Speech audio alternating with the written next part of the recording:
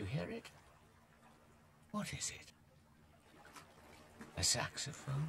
Clarinet? No, it can't be. Only the sighing of a balmy night and the soft stars surrounding a fat, hot moon. There it is again, blowing across the bay on the warm, moist breeze, through the tasseled palms, over the weary limbs of the homeless lost to heaven and earth on the pavements of Bombay.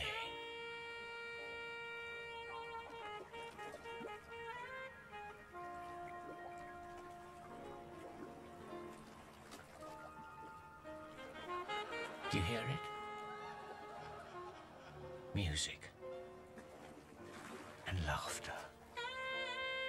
Two of the loveliest sounds in this magical, mixed-up world of ours.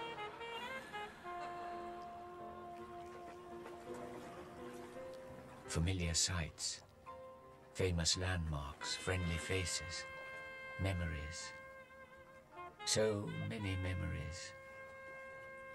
Very nearly 100 years' worth.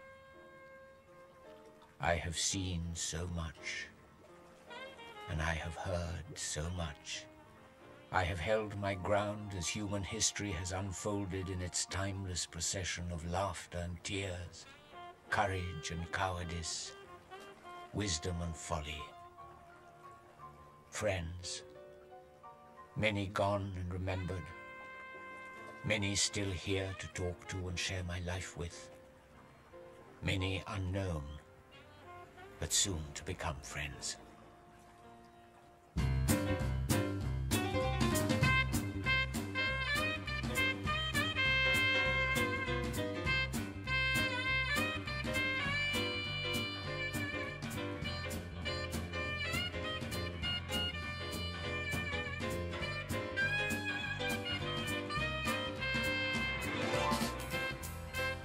Leon Abbey, king of jazz.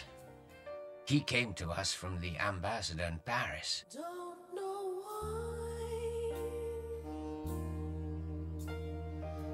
there's no sun up in the sky, stormy weather. Leon Abbey, what a stylist he was. Man about town in China silk suit, bosky shirt, silver tie and buckskin shoes. For 2 winters, he was Bombay's biggest crowd puller.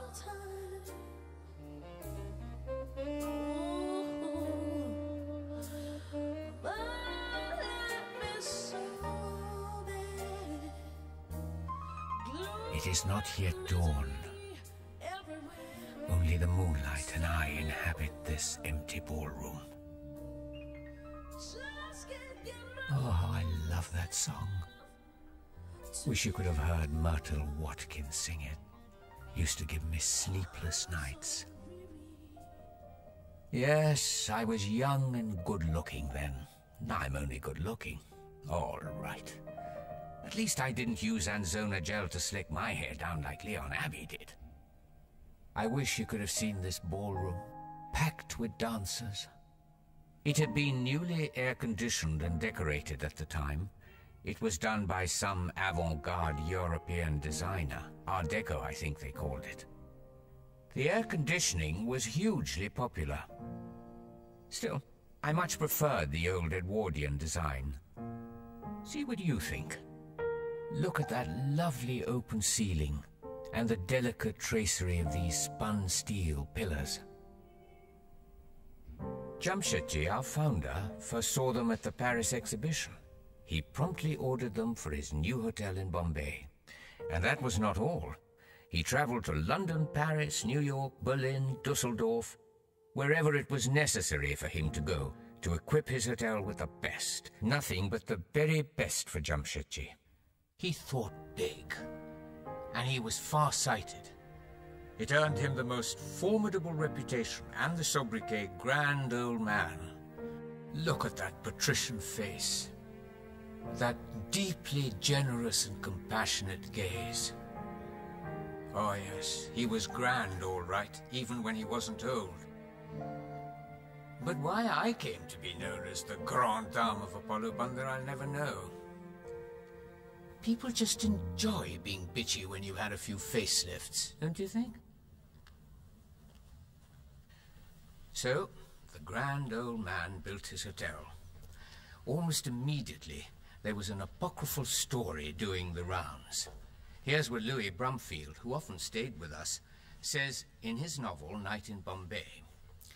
There is a legend that the hotel was designed to face the bay, but that the Indian contractors who built it put it up the wrong way round, and that the English architect who designed it took one look at it on his arrival in Bombay and, seeing what they had done, hanged himself. Like the designer of the Cologne Cathedral, rumored to have been the devil. His name has been lost. The real story is that the Indian contractors had got it absolutely right. And the architect was an Indian gentleman called Rao Sahib Sitaram Vaidya, who had served a long apprenticeship under the great fin de siècle master builder of Victorian Bombay, Mr. Frederick Stevens, who designed the Victoria Terminus and the municipal headquarters and several other now famous Bombay landmarks.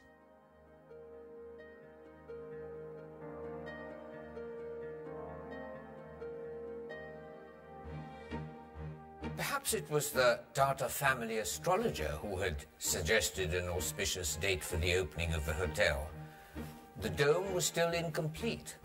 Only the first 2 floors of one wing were ready for occupation. The lifts weren't functioning. The electricity hadn't been connected. But these tiny details have never bothered our intermediaries to the heavenly orbs, so the hotel opened on December the 16th, 1903. With little fuss or fanfare. May I tell you a little story?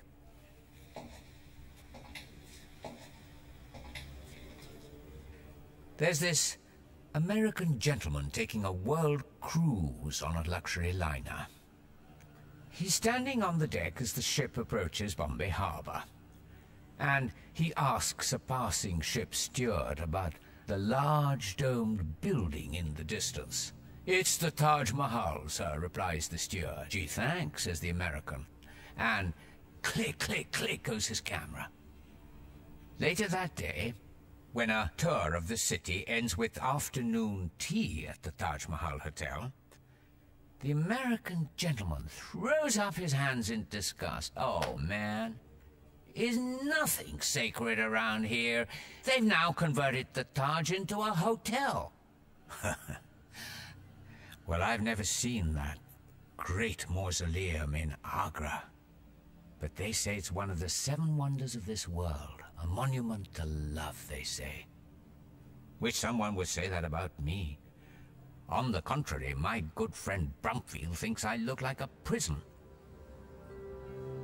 In those days, he writes, the Taj Mahal Hotel had the air of a vast and dreary county jail.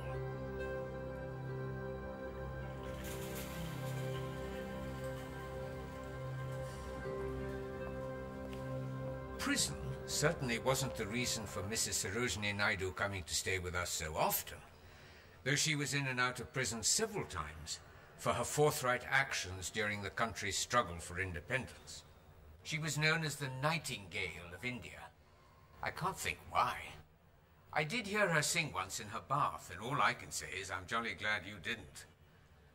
For very nearly 3 decades, the Taj was Mrs. Naidu's second home.